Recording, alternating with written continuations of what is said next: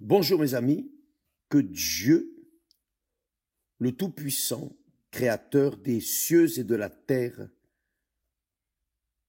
celui qui était, qui est et qui sera pour toujours le même, le Créateur.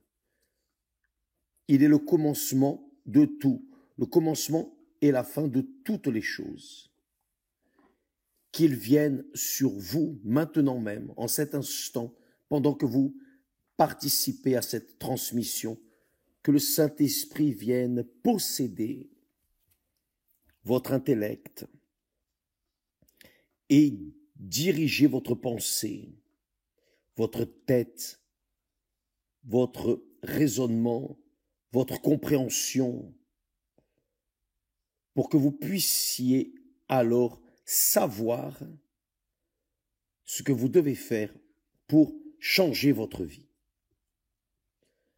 Parce que Dieu, mes amis, n'est pas magicien. Le saviez-vous? Dieu n'est pas magicien. Dieu ne fait pas de magie. Dieu ne change pas notre vie ainsi du rien. Il change notre vie avec ce que nous lui offrons. Le Seigneur Jésus, pour guérir le paralytique, pour le faire marcher, le paralytique a dû arriver jusqu'à lui. Et quand c'est arrivé là, à la piscine, le Seigneur Jésus a vu à la piscine beaucoup de gens malades, infirmes, des personnes nécessiteuses, mais il y avait un paralytique depuis 38 ans qu'il était paralytique, un cas perdu, irrécupérable. Mais lui, d'une certaine manière, a montré au Seigneur Jésus qu'il croyait dans sa parole. Alors, le Seigneur Jésus a pu faire le miracle. Il a utilisé sa foi pour lui dire de se lever, de prendre son lit et d'aller chez lui. Donc, Dieu utilise notre instrument qui est notre vie, notre pensée, notre intellect. Il parle. Et celui qui obéit à ce qu'il dit fait arriver le miracle. C'est cela. Il n'y a pas de miracle sans qu'il y ait la coopération de la part de Dieu et de la personne qui croit. Car il parle et la personne obéit, alors ça arrive. C'est ainsi qu'il a créé les cieux et la terre. Il a parlé. Et ce qui n'existait pas est venu à l'existence, car tout commençait depuis le zéro. Mais aujourd'hui, il utilise l'instrument humain pour faire se manifester sa gloire dans notre vie. Voyez, à l'exemple de cela, nous avons l'histoire, le registre, la Bible nous montre que lorsque le peuple d'Israël est revenu de Babylone vers Israël, vers Jérusalem, pour alors pouvoir commencer une vie nouvelle, ils ont dû tout reconstruire de nouveau à zéro. Jérusalem avait été détruite et ils revenaient à Zorobabel comme gouverneur et aussi ses auxiliaires, prophètes, le sacrificateur Josué, non Josué, serviteur de Moïse, non, ça c'est un autre Josué ici. Donc il y avait le sacrificateur Josué et Zorobabel, le gouverneur. Donc Dieu envoyait un ange parler à Zorobabel. Pourquoi?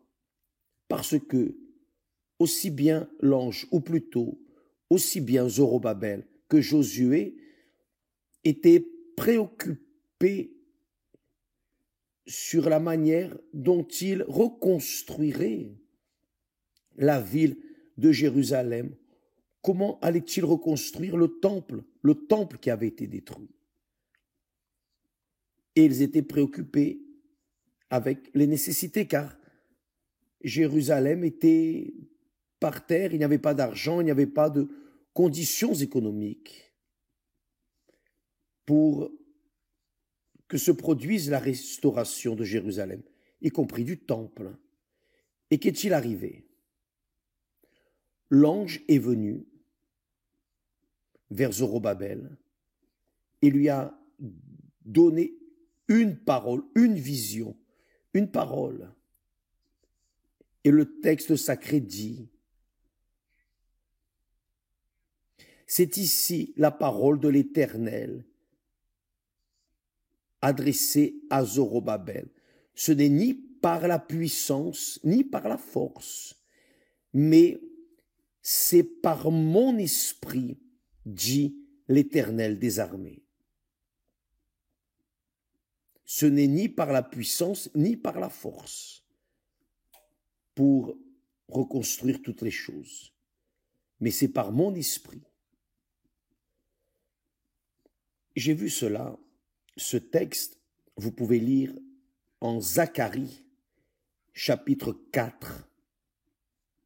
Vous allez voir l'histoire résumée.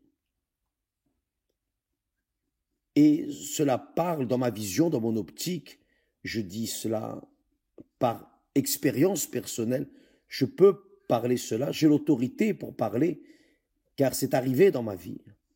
C'est arrivé cela. Bien, voyez bien, la personne, vous qui me regardez en ce moment, vous qui avez la vie ruinée, la vie, disons, financière, détruite, vous êtes né pauvre, vos parents étaient pauvres, et vous ne voulez pas être pauvre. Vous voulez avoir une vie digne, honorée, mais vous n'avez pas les conditions, disons, les capacités pour reconstruire votre vie. Vous n'avez pas de scolarité, vous n'avez pas eu le temps d'étudier. Moi non plus. Moi, j'en ai eu peu également. J'ai étudié, bien qu'étant passé par 3 universités, je n'ai terminé aucun des cours que j'ai commencé, aucun. Je suis allé jusqu'à la 2e année, mais à la fin des comptes, j'ai abandonné. Pourquoi? Parce que je ne pouvais pas étudier, travailler et rendre compte de mes obligations personnelles comme mari et responsable.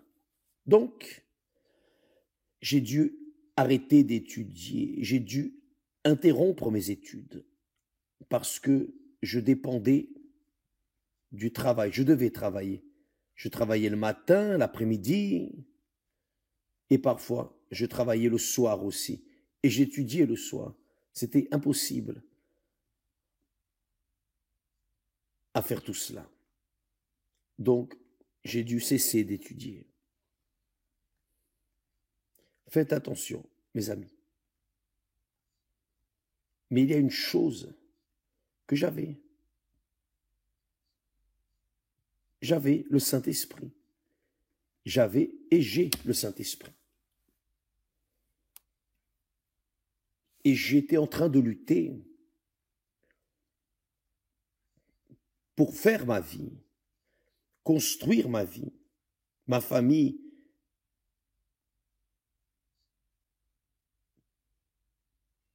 J'avais une responsabilité énorme, énorme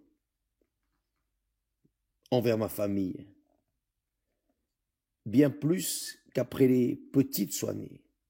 Alors, j'ai essayé de toutes mes forces. J'ai travaillé le matin, l'après-midi, je donnais des cours, enfin, je faisais de tout. J'essayais de faire de tout pour pouvoir répondre aux besoins. Et aussi, j'étudiais, mais ça n'a pas marché, je n'ai pas pu concilier. Mais j'avais le Saint-Esprit. J'ai essayé avec mes forces. J'ai mis toutes mes forces pour répondre aux besoins. Mais c'était difficile. Vous savez, comme dit le dicton populaire, on vendait le déjeuner pour acheter le dîner. C'était plus ou moins ça. Et c'était terrible. Mais j'avais déjà le Saint-Esprit. Mais je ne comptais pas sur le Saint-Esprit. J'étais en train de compter sur mes propres forces, ma capacité,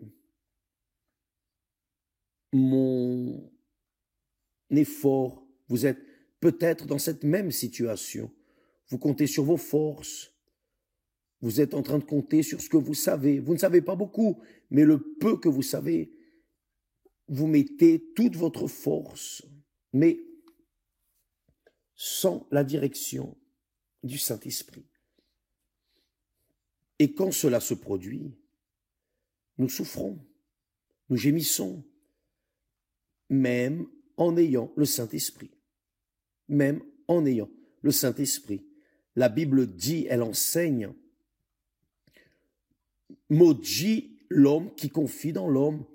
Vous savez ce que veut dire confier dans cet aspect? Je ne peux pas confier ni en moi-même. Je ne peux pas confier sur ma force, mes forces, ma capacité. Je ne peux pas confier sur mon intelligence. Je ne peux pas confier sur ma pensée. Je ne peux pas confier en rien de moi. Pourquoi? Parce que je suis chair. Je suis, disons, terre, et vraiment de la terre. Terre, vraiment. Je suis boue, disons. Mais, le Saint-Esprit continue avec moi. Pourquoi Dieu dit-il, maudit l'homme qui confie en l'homme? Parce que tant que nous confions dans notre force ou dans les personnes, que nous attendons des personnes, nous cessons de confier en Dieu. Vous ne pouvez pas confier dans les hommes et en Dieu, ou vous confiez dans les hommes, ou vous confiez en Dieu, ou vous confiez en vous-même, ou vous confiez en Dieu. Quand on confie en Dieu, on se livre, on se rend, et on se laisse emmener. C'est comme le vent. Le Seigneur Jésus a dit que celui qui est né du Saint-Esprit, esprit, il est comme le vent, il ne sait pas d'où il vient ni où il va. Donc, quand vous confiez en Dieu, enfin, mon Dieu, j'ai déjà fait de tout. J'ai déjà fait de tout et ça n'a rien donné, mais voici ma vie. Que veux-tu que je fasse? Quand nous montrons et démontrons cette dépendance de l'Esprit de Dieu, alors l'Esprit de Dieu utilise notre force, notre confiance, utilise notre être, notre corps, et il donne la direction, ce qui est correct, ce que nous devons faire. C'est cela, mes chers amis. Donc, beaucoup de personnes ont le Saint-Esprit et j'ai des expériences extraordinaires, dramatiques, douloureuses, mais qui m'ont enseigné le pouvoir de cette parole. Ce n'est ni par la puissance, ni par la force, mais c'est par mon esprit, dit l'Éternel des armées. Je ne peux pas dépendre de moi-même. Je dois dépendre de Dieu. Si je ne dépends pas de lui, je suis fini. C'est comme dit l'autre. Je ne fais rien. Pourquoi? Parce que je ne peux pas me soutenir. Je ne peux pas avoir des conditions de dépendre de moi-même. Je dois dépendre de celui qui a parlé. qui a émis sa parole, sa voix, pour qu'alors, en suivant sa direction, sa parole, sa pensée, ses idées, alors je sois victorieux, j'ai du succès. Donc, comme il est dit, maudit soit l'homme qui confie en l'homme, c'est cela, maudit l'homme qui dépend de l'homme. Vous ne pouvez dépendre de personne, sinon de Dieu lui-même. C'est ce qu'il dit ici. Ce n'est ni par la puissance, ni par la force, mais c'est par mon esprit, dit l'Éternel des armées. Mais c'est par mon esprit, dit l'Éternel des armées. Combien de personnes ont proféré ce texte, mais cela ne dit rien. Ce sont juste des personnes qui parlent, confessent, mais qui dans la pratique, négatif, il n'y a rien. Laissez-moi vous dire une expérience qui va vous aider à penser, à raisonner, à arriver à une conclusion, à vous aider, pour vous aider, pour vous aider. Nous travaillons, nous parlons, nous prêchons, enseignons sur le Saint-Esprit. Nous faisons le jeûne de Daniel, n'est-ce pas? Sans information séculière, juste focalisant notre pensée sur les choses de Dieu, la parole de Dieu. Donc, cela vaut la peine que vous compreniez cela. Quand j'ai reçu le Saint-Esprit, quand nous avons commencé l'œuvre, notre parcours de la foi avec le Saint-Esprit, je croyais en Dieu, je croyais dans la parole de Dieu, dans l'Esprit de Dieu, dans le Seigneur Jésus comme je crois. Sauf que il y a eu une occasion où je pensais bien, j'ai le Saint-Esprit, donc, d'une certaine manière, je vais de l'avant, je vais lutter, je vais vaincre car le Saint-Esprit est avec moi. Donc, il y a une situation à l'Église, là, au début de l'Église, dans les années 80, quand nous étions en train de nous préparer pour aller à la télévision, faire le programme, et alors, c'était l'heure du déjeuner, après le déjeuner, une personne est venue j'habitais près de l'église, et la personne est venue, et elle a dit, évêque, il y a un homme à l'église maintenant. L'église était en travaux. Il y a un homme qui est entré là-bas, et cet homme, il était en train de déranger les ouvrières qui étaient en train de nettoyer l'église. C'était pas l'heure de la réunion, les ouvrières nettoyaient, prenaient soin de l'église. Il était là. Vous imaginez ce qu'il faisait. Je suis resté si irrité, révolté. Le sang est monté à la tête. Et je suis allé là-bas pour résoudre le problème. Je suis allé là-bas pour résoudre le problème. Je n'ai pas confié en Dieu. Je n'ai pas confié en Dieu pour arriver à avoir cette direction d'appeler la police ou quelque chose. Non, j'ai voulu résoudre. Pourquoi? Parce que je disais, Saint-Esprit est avec moi, donc il va m'aider, il va me donner de la force, je vais là-bas résoudre le problème. Je suis allé, et quand nous sommes arrivés, vraiment, l'homme avait un couteau, quelque chose, et menaçait même les ouvriers de l'œuvre. Il était perturbé, le pauvre. Et cet homme, alors, quand nous sommes arrivés, il est venu vers nous. Et j'ai demandé, que faites-vous là?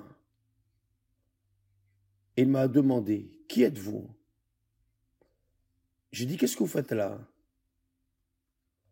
Et là, au même instant, vous voyez, je pensais, bon, j'ai le Saint-Esprit, j'ai la force de Samson. Il était plus fort et j'étais plus faible, mais J'avais le Saint-Esprit. Et en confiant dans le Saint-Esprit, en réalité, en confiant dans ma force, la force de la chair, j'ai agressé cet homme, car il avait le couteau, et avant de m'agresser, je l'ai agressé. Mais quand je l'ai agressé,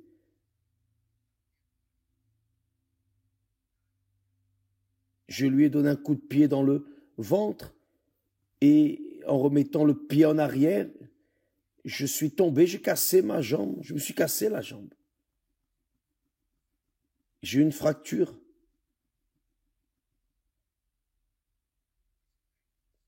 Mais je suis tombé, après je ne sais plus ce qui est arrivé. Quand je me suis éveillé, le problème était déjà résolu, la police était venue, mais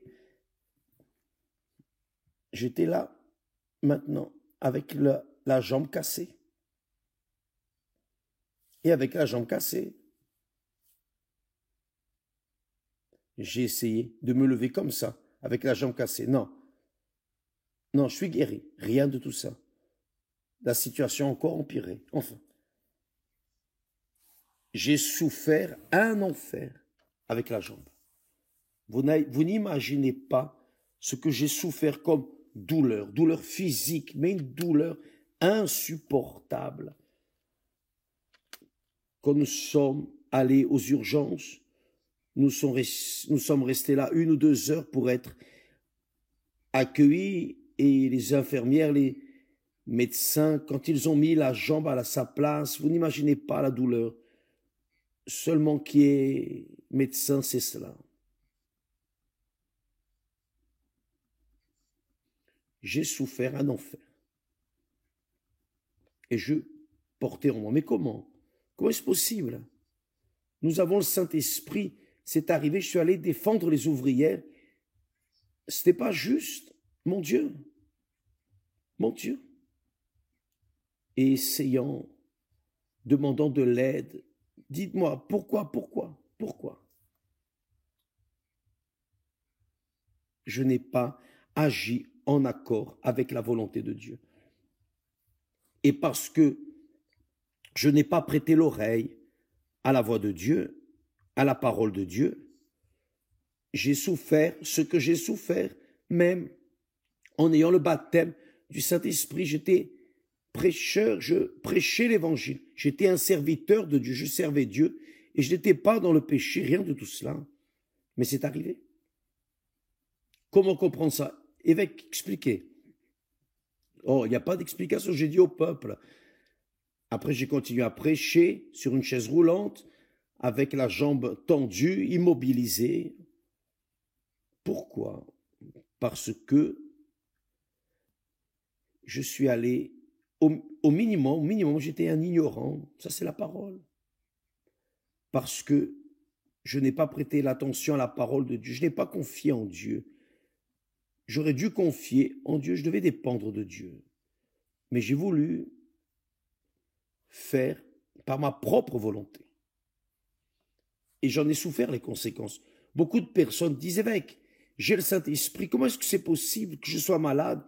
Tel a le Saint-Esprit, comment est-ce qu'elle a le cancer, ceci, cela? Ça ne justifie en aucune manière une maladie. Aucune maladie. Mais ce que vous et moi, ce que j'ai appris, c'est que ce n'est pas par la force, par la puissance, par la chair. Quand la Bible dit, quand le Saint-Esprit dit, ce n'est ni par la puissance, ni par la force, il est en train de dire, ce n'est pas par la chair, ce n'est pas par la capacité, par la force physique, votre structure physique. Ce n'est pas par le matériel que tu as de disponible, non. Mais par le Saint-Esprit. Qu'est-ce que cela veut dire? Ce n'est pas par le côté physique ou matériel, ou les conditions matérielles, mais par le côté spirituel. Nous devons lutter dans l'esprit, c'est-à-dire avec la parole. La parole et esprit. Le Seigneur Jésus a dit, mes paroles sont esprit et vie. Excusez-moi.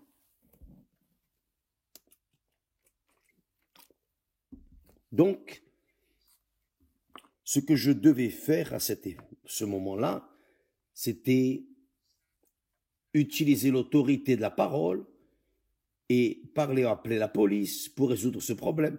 Mais j'ai voulu aller de l'avant devant Dieu et faire à ma manière. Et je me suis explosé. J'ai souffert durant longtemps. Mais j'ai vraiment souffert. Et ça n'a pas été une fois seulement. D'autres fois, la même chose est arrivée. La même situation.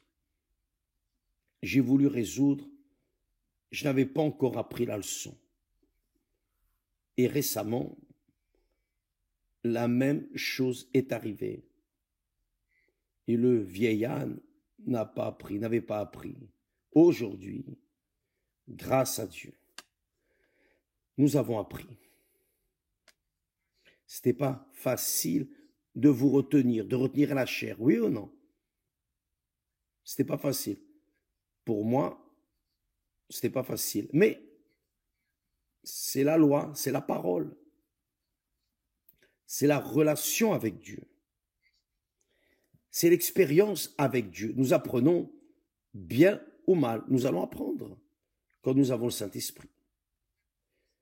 Ce n'est ni par la puissance ni par la force, mais c'est par le Saint-Esprit. Donc vous qui avez une vie, disons,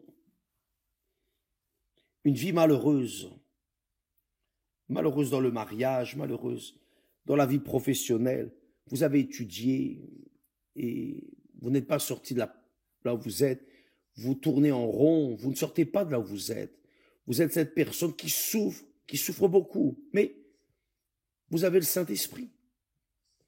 Et bien que vous ayez le Saint-Esprit, même ainsi, vous confiez dans l'homme, vous confiez en vous-même, vous confiez dans votre capacité, vous confiez dans vos études, dans vos amis, dans les politiciens, dans tout le monde, sauf en Dieu. C'est-à-dire, confier en Dieu, c'est confier dans sa parole. Confier en Dieu, c'est confier dans sa parole. Quand il dit, ce n'est ni par la puissance ni par la force, c'est-à-dire, ce n'est pas par votre force physique, votre connaissance théologique ou votre connaissance académique, professionnelle. Non, ce n'est pas par cela, mais c'est par mon esprit, c'est-à-dire par ma parole. Va dans ma parole, marche dans ma parole. Pierre, quand il a vu le Seigneur Jésus marcher sur les eaux, a dit, il a aussi douté, il a dit, si c'est toi, Seigneur, dis-moi d'aller vers toi aussi. Et le Seigneur Jésus a dit, viens, et Pierre est allé. Et il a commencé à marcher sur les eaux aussi, sauf que il a cessé de regarder vers le Seigneur Jésus. Pendant quelques instants, il a commencé à observer autour de lui les circonstances. Lui, homme, marchant sur les eaux, les vagues frappant sur sa poitrine. Mais ça, c'est pas possible. Pouf, il s'est enfoncé. Il a douté, il a commencé à s'enfoncer. Et il a dû. Et miséricorde. Le Seigneur Jésus, aide-moi. Et miséricorde. C'est-à-dire, il a été un homme intrépide pour avoir le courage de défier la parole, défier le Seigneur Jésus lui-même. Si c'est toi, dis-moi d'aller vers toi. Alors, viens, a dit le Seigneur Jésus. Et il est allé. Et il a commencé à marcher. Sauf que il n'a pas persévéré dans cette confiance, dans cette impétuosité. Il n'a pas confié dans le Seigneur Jésus. Il a confié dans sa force et il s'est enfoncé. Il a commencé à s'enfoncer. Donc, mes amis, ne pensez pas que parce que vous avez le Saint-Esprit, vous avez la force physique, matérielle, votre force, disons, votre capacité intellectuelle. Non, ne comptez pas là-dessus. Vous devez compter avec la parole. Vous devez marcher dans la parole. Vous devez dépendre de la parole. C'est écrit, ça doit arriver. Dieu a dit. La parole qui sort de ma bouche ne restera pas sans effet. Donc elle ne peut pas rester sans effet. Mon Dieu, c'est écrit. Et c'est cela que j'ai fait une fois. Et Dieu a entendu ma prière et a répondu à ma clameur. Car j'ai dit, oh mon Dieu, je suis fatigué, j'ai déjà tout fait et rien n'a marché. J'avais le Saint-Esprit, mais je n'avais pas le discernement que je ne lutterai pas et ne vaincrai pas par ma force, ma capacité, par mon emploi, mes 2 emplois publics, non, mais par ce qui est écrit, promis, c'est le Saint-Esprit. Donc c'est le même cas à cette époque. Jérusalem était détruite et le peuple est revenu de Babylone vers Israël, comme Dieu l'avait promis. Il a dit, vous reviendrez 70 ans plus tard. Dans 70 ans, vous reviendrez. Et ils sont revenus, mais tout était détruit. Comment vais-je reconstruire cela? Pensait Zorobabel. Et le prophète, le sacrificateur Josué, comment allons-nous reconstruire cela? Sans moyen. Alors l'ange est venu vers le gouverneur Zorobabel et lui a donné une vision du Saint-Esprit. Et alors, l'ange lui a parlé. Ce n'est ni par la puissance, ni par la force, mais c'est par mon esprit, c'est-à-dire par la direction de mon esprit. L'esprit, c'est parole, la parole de Dieu. C'est pour cela qu'il est, d'ailleurs, il est fondamental que vous ayez le Saint-Esprit, car le Saint-Esprit donne la direction. Il donne la direction. Vous n'avez pas besoin de rêver. C'est pas la peine que ce soit par un prophète qui va vous dire ce que vous devez faire. Non. Il va vous donner la direction ici dans votre tête. Si vous avez le Saint-Esprit, il va vous donner la direction, vous dire ce qui est correct et erroné. Vous aurez la bonne direction pour réellement construire votre vie sur des bases solides, des fondements solides. La pierre angulaire qui est le propre Seigneur Jésus. La pierre angulaire. Donc, mes amis,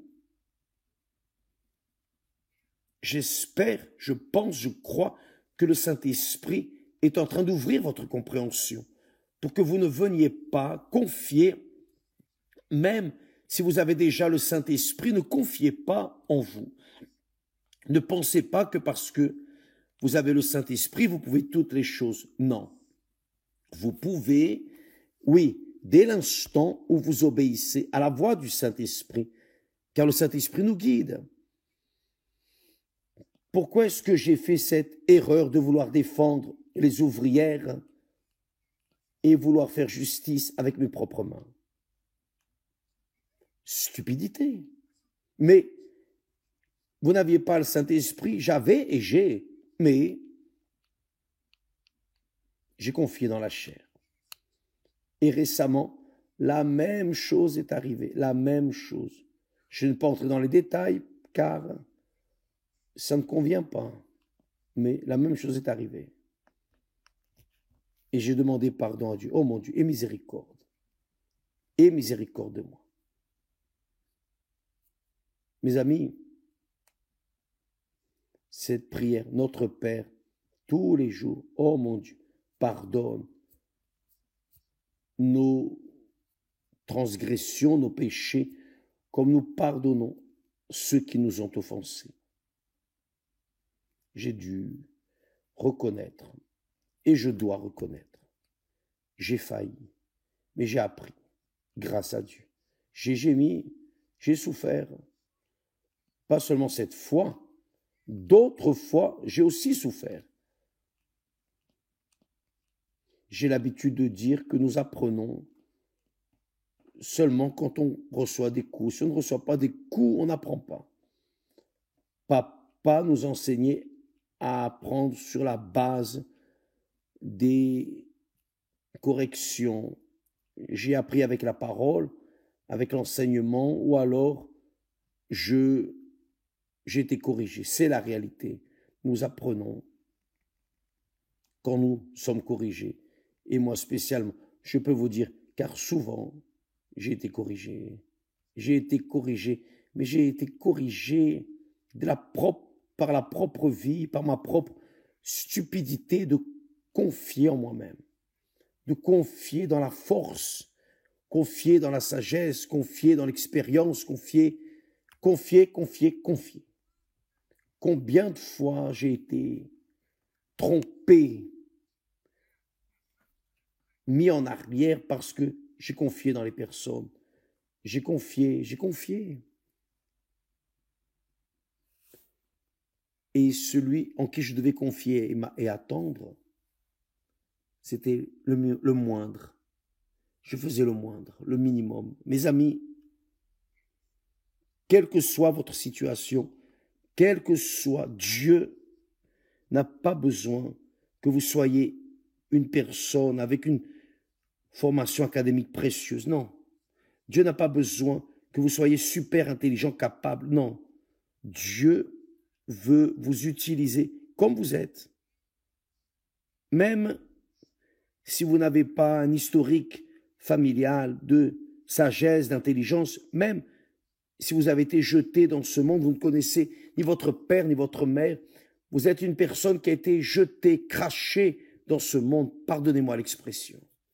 Mais Dieu utilise le matériel qui se livre à lui.